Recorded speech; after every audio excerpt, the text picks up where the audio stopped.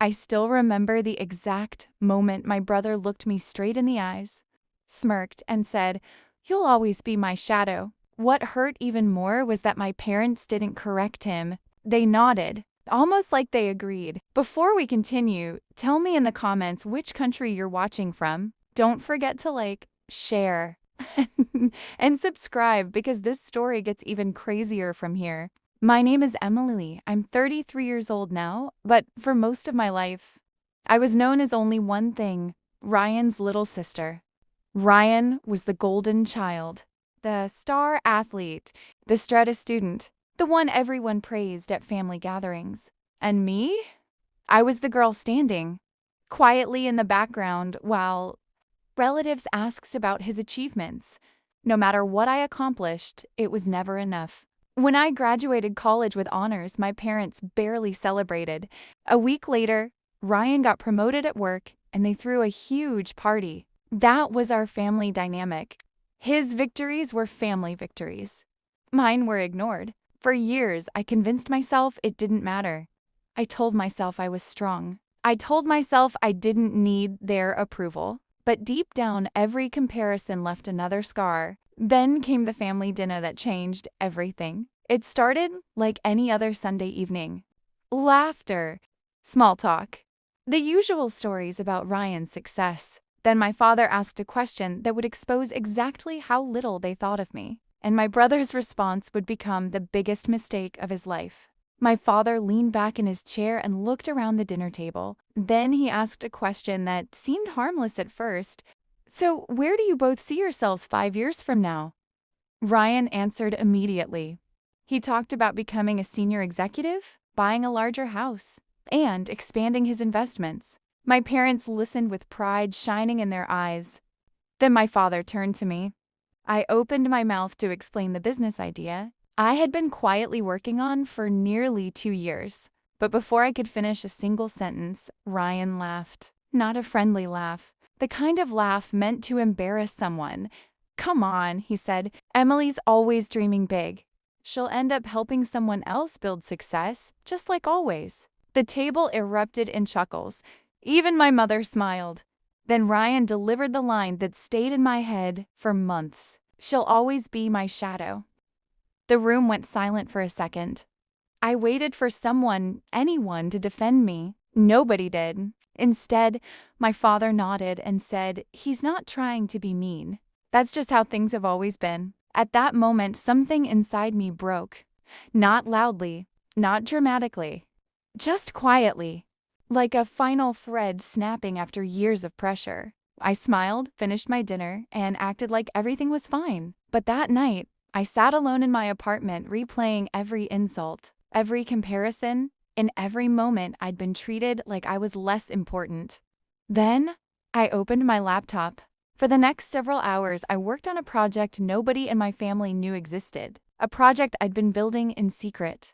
And for the first time in my life, I stopped trying to prove myself to them. Instead, I decided to prove myself to me. What none of them realized was that while they were busy celebrating Ryan's success, my opportunity was already knocking on the door, and it was about to change everything. The opportunity arrived 3 weeks later. At first, it looked like an ordinary email. I almost ignored it, but when I opened it, my heart started racing.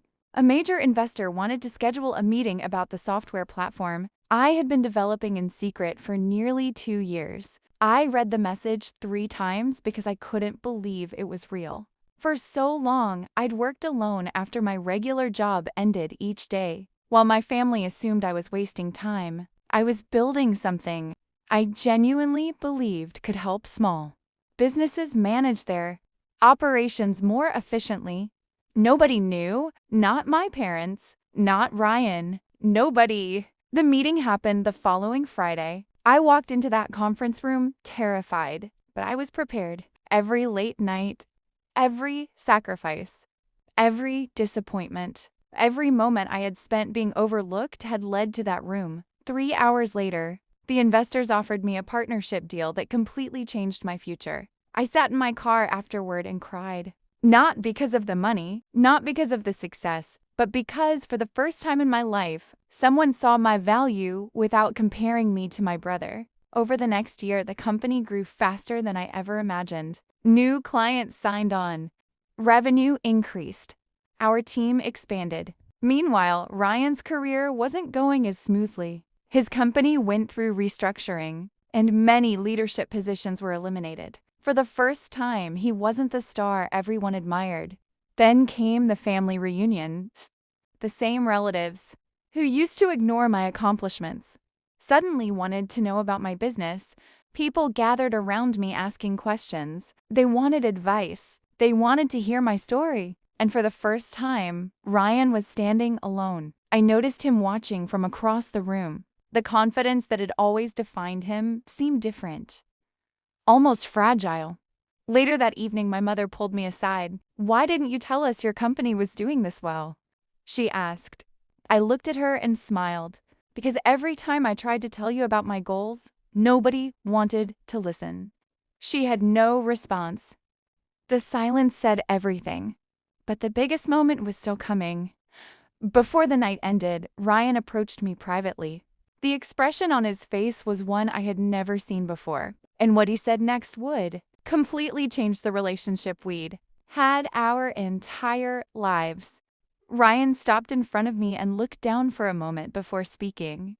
"I owe you an apology," he'd said quietly. I honestly thought I had heard him wrong. My brother had never apologized to me for anything.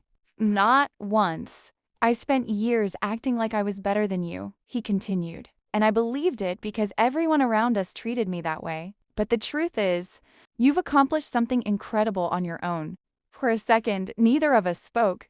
Then he looked me in the eyes and said the words I never thought I would hear. "You were never my shadow, Emily." A strange feeling came over me. For years, I had imagined this moment. I thought it would feel like victory. I thought I'd want to make him feel the same pain he had caused me. But standing there, I realized something important. I didn't need revenge anymore. Life had already delivered the lesson. The people who underestimated me had been forced to see my worth. Not because I argued with them, not because I begged for their approval, but because I kept going when nobody believed in me. Later that night, my parents apologized too. It wasn't perfect. It didn't erase the years of favoritism and hurt. But it was a start. More importantly, I no longer needed their validation to feel successful. The greatest victory wasn't building a successful company. It wasn't the money. It wasn't the recognition. It was finally understanding my own value. Today, my business continues to grow, and my relationship with my family is healthier than it's ever been. As for Ryan, we're no longer competing. For the first time in our lives, we're simply brother and sister. The boy who once smirked and said, "You'll always be my shadow," eventually learned the truth. I was never living in his shadow. I was building my own light, and that's how this story came to an end. If you enjoyed this story, comment below and tell me which country you're watching from. Don't forget to like this video, share it with your friends, and subscribe to the channel for more powerful stories like this one.